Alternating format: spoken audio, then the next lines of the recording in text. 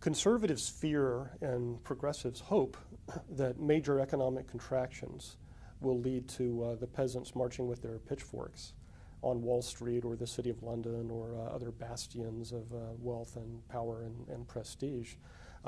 If you look at history, however, particularly the history of the industrial world, which is only a couple of centuries old, you come to a different conclusion.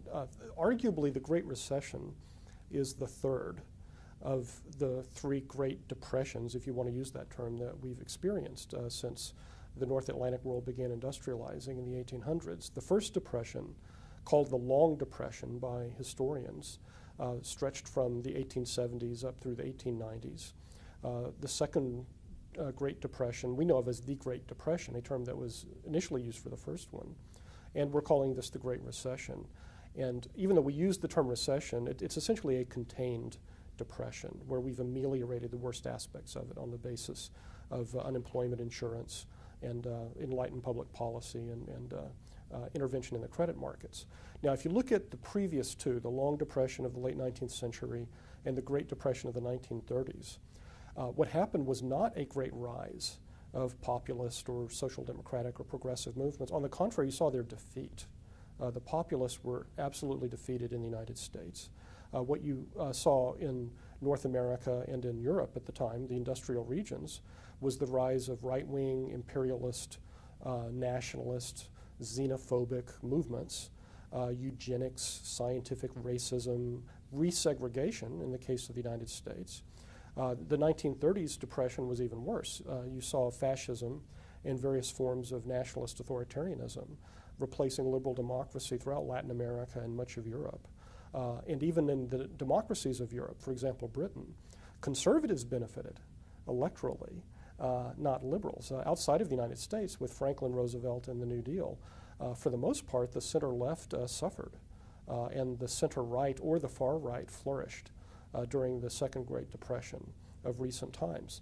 Now, what this suggests is that when the economy radically contracts and suddenly people realize that not only are they not going to be as wealthy as they expected, but they may be poorer in absolute terms, solidarity across classes, within classes, among races, among nations, tends to be the first thing that goes out the window.